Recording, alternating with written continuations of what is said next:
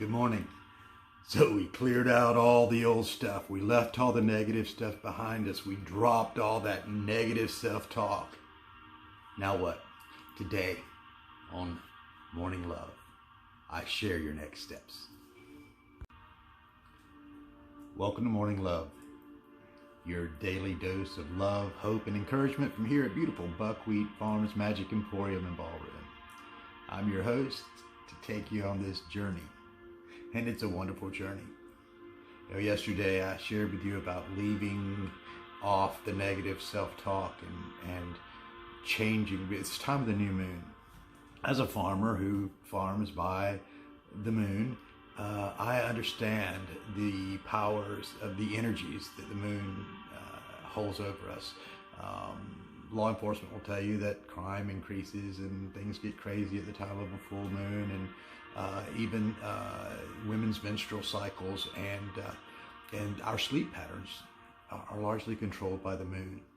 So I take seriously these times, and today is the day of a new moon, which is generally a time of rest and introspection for me.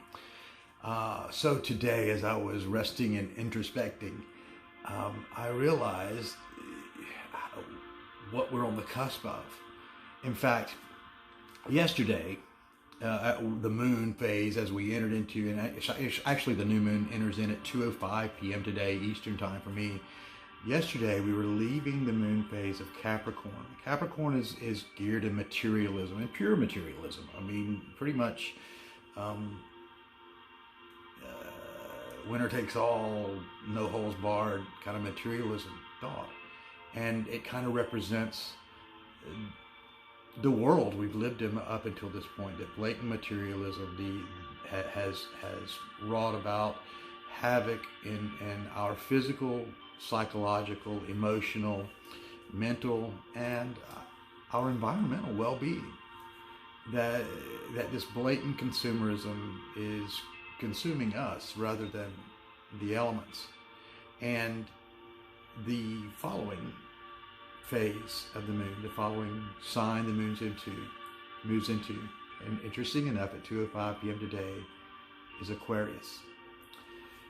The age of Aquarius, the age when those ethereal dreams come to us, the age when we can just open our hearts and minds to receive the highest good, our greatest good, that we can move forward into creating a new world, the world that we desire. Now, I want to share with you that there are only three things that you need. You need a clear vision. We've talked about that. You need to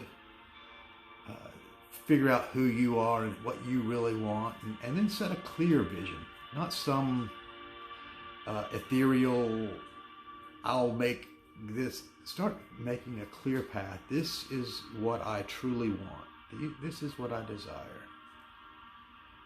The vision is the body of your vehicle to move yourself forward. And then inspiration. Inspiration's the engine.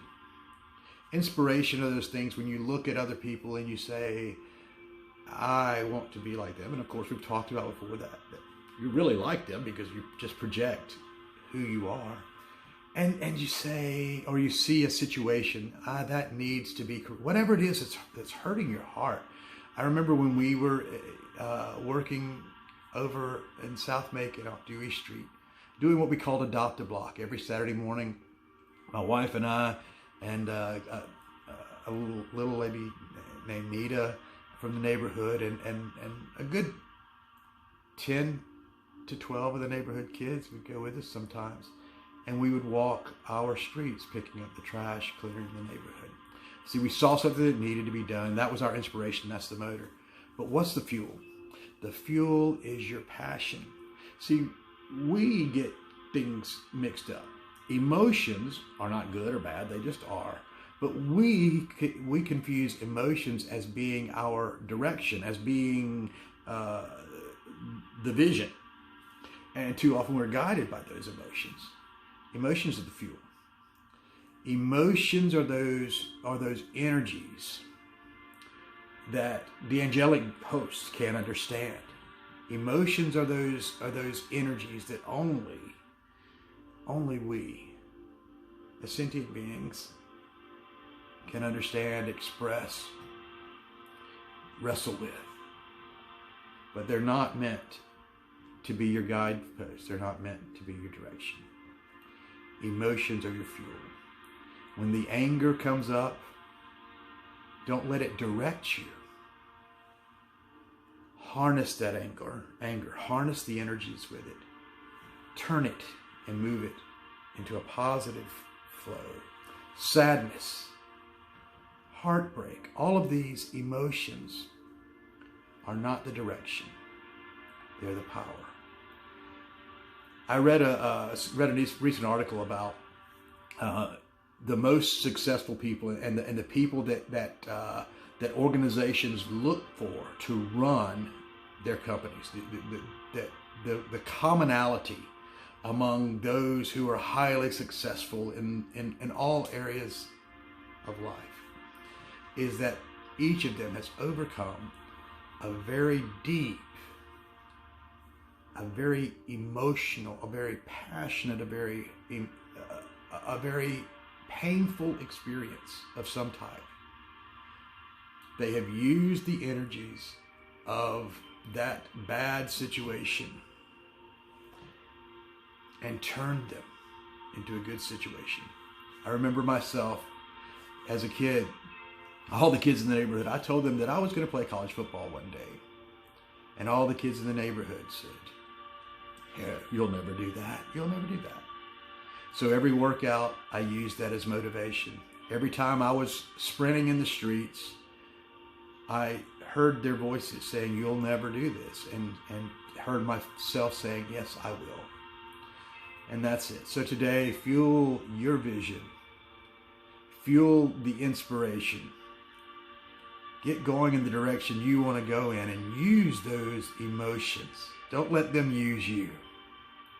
2:05 today. We're moving into the age of Aquarius. Namaste.